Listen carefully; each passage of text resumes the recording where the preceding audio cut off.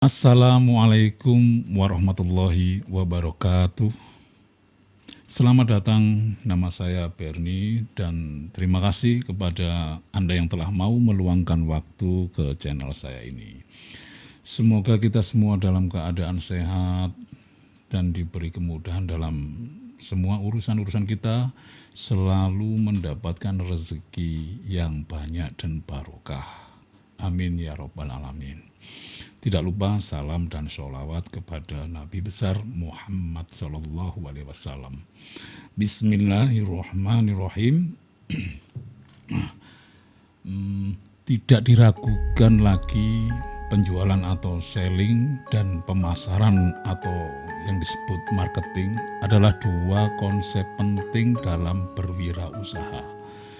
Singkatnya, penjualan fokus pada produk, lakunya produk, volume penjualan, sedangkan marketing lebih melihat ke dalam kebutuhan, keinginan pelanggan, orientasinya lebih ke pelanggan. Seperti bagaimana pelanggan jadi setia dan sebagainya dan seterusnya. Intinya sih penjualan adalah bersifat taktis. Pemasaran bersifat strategis. Berbeda tapi satu kesatuan. Saling isi. Percuma Anda berstrategi hebat kalau hasilnya nol besar, gak laku atau menghasilkan sedikit penjualan. Ya lama-lama Anda bisa bangkrut. Atau kebalikannya nih, penjualan Anda bagus pada suatu saat tapi tidak mau berstrategi. Lama-lama pelanggan Anda bisa menjauh atau miber ke pesaing lain, atau mengganti produk Anda dengan yang lainnya. Di video ini saya hanya akan memberikan saran praktis untuk Anda agar bisa lebih meningkatkan penjualan dan meningkatkan kemampuan Anda dalam melakukan penjualan tadi sebagai wira swasta. Apalagi saat ini era yang terjadi sedang dalam perubahan besar, transisi menuju era, katanya sih era new normal, era yang serba cepat dan digital. Saat ini fokuskan saja pada bagaimana untuk melakukan penjualan dan prioritaskan semuanya pada keuntungan. Namun jangan lupa, bila seseorang yang memulai wirausaha tanpa sebelumnya memikirkan bagaimana produk atau jasanya nanti dijual, sebenarnya telah membuat sebuah kesalahan besar. Mengapa? Dengan tanpa melihat apa yang diinginkan dan dibutuhkan pelanggan, maka orang tersebut sebenarnya telah membuang-buang sumber daya yang berharga untuk menciptakan produk atau layanan. Udah capek-capek bikin produk, konsumennya ogah beli, kan percuma. Saya coba kasih ilustrasi. Anda membuka kafe mewah di rumah Anda nih. Sementara lingkungan tempat usaha Anda berada di arah perkampungan tanpa memikirkan bagaimana produk dan jasa Anda dijual di sana. Atau membuka toko merajang di perumahan yang di sana dekat dengan Indomaret, Alfamart, Dua kasus ini mungkin terdengar konyol ya, bahkan nekat gitu ya. Lawong di dekatnya sudah ada Indomaret, Alfamart, kok nekat buka merajang. Kan betul-betul nekat ya. Tapi sebenarnya dengan menerapkan strategi marketing yang bagus, Anda bisa jalan, bisa kok. Intinya pikirkan dulu, lihat, pertimbangkan dulu baru jual. Bukan jualan dulu baru mikir belakangan gitu ya. Anda harus ingat, tujuan Anda berwirausaha adalah menghasilkan untung atau profit. Uang, jelas kedengarannya, clear itu. Tapi pada kenyataannya sering orang melupakan ini sampai semuanya terlambat. Mereka menyadari setelah ketika mereka tidak memiliki pendapatan untuk menutup biaya operasionalnya. ketika mereka terlalu banyak terlilit hutang, saya pikir salah satu faktor mungkin dikarenakan pada berlebihan terlalu percaya diri, yakin usahanya nanti pasti akan sukses, pasti berbuah untung, padahal tidak ada yang pasti di dunia ini, adanya insya Allah. Keyakinan ini membuat orang terus-terusan memfokuskan diri terlalu banyak melakukan investasi di usahanya, berasumsi bahwa produk atau jasa mereka adalah yang paling hebat dan pasti orang membeli, lalu mengambil hutang banyak dan akhirnya beban semakin berat. Saya pikir sebuah kalimat bijak ini memberi penjelasan terbaik.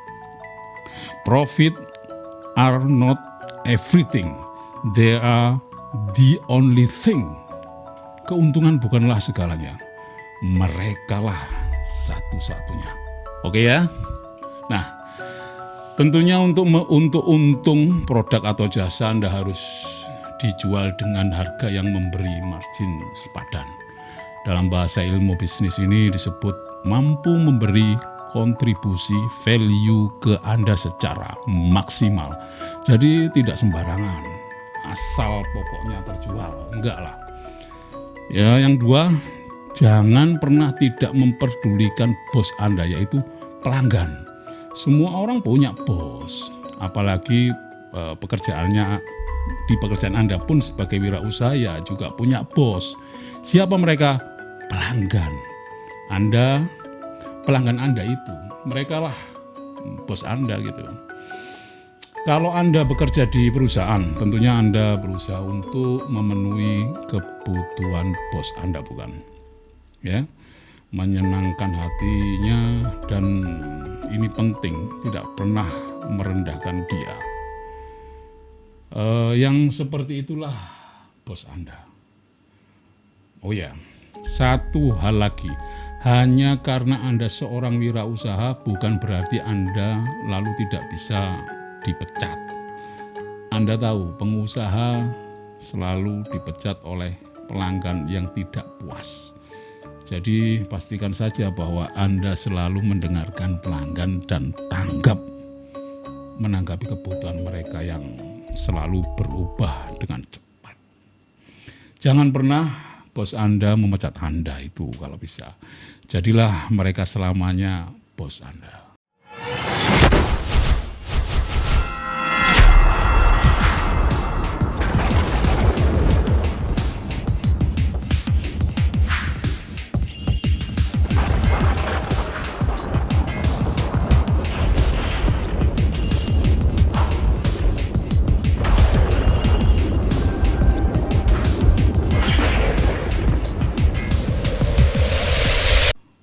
Oke ya, yang ketiga mungkin negosiasikan segala hal.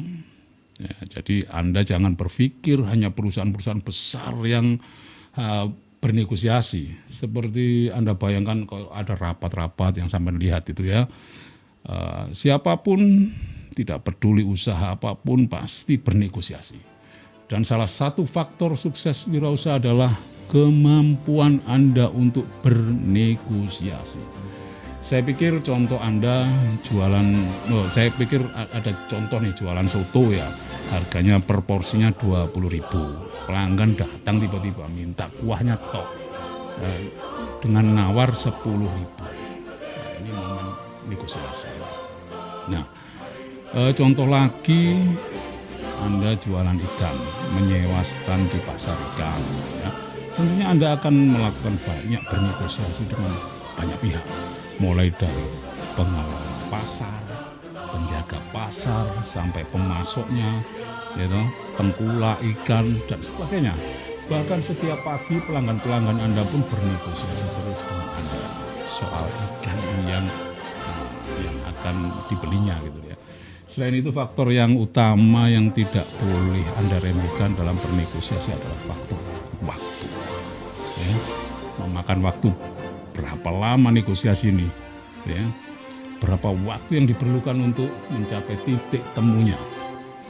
Ketika Anda menghadapi situasi di mana orang yang Anda ajak bernegosiasi itu sulit sekali mengatakan ya, baik itu dari pelanggan Anda, rekan usaha Anda, atau lingkungan usaha Anda, saran saya, ya, sudahlah, ya wis, jangan terlalu membuang-buang waktu untuk orang tersebut.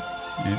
Maksud di sini adalah bukan seperti Anda lalu putus asa loh ya, enggak, jangan putus asa. Ya, nah, Anda harus menentukan sikap, bukan itu. Ini adalah masalah waktu yang terbuang dan negosiasi yang alot. Terlalu lama Anda bernegosiasi tentu membuat energi dan pengeluaran Anda terkuras. Kecuali Anda bernegosiasi dengan aparat, ya, atau instansi. Nah, kalau ternyata sulit sekali Anda mendapatkan kata ya dan Anda merasa itu terlalu memakan waktu, ya oke lah. Coba Anda cari alternatif lain. Saya ada cerita bernegosiasi, ya. Ada seorang penjual bendera yang saat ini kan marak nih, 17 Agustus dijual dengan momen-momen kemerdekaan di jalan itu. Tiba-tiba datang seorang pembeli. Tanya nih, berapa harganya mas? Si penjual malah menjawab, ini 150.000.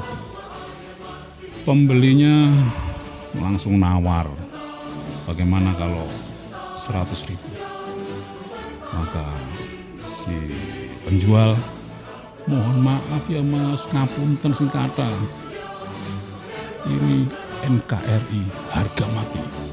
Selamat untuk negara Republik Indonesia. Dirgahayu. Semoga sukses dan jaya selalu. Merdeka. Proklamasi. Kami, bangsa Indonesia, dengan ini menyatakan kemerdekaan Indonesia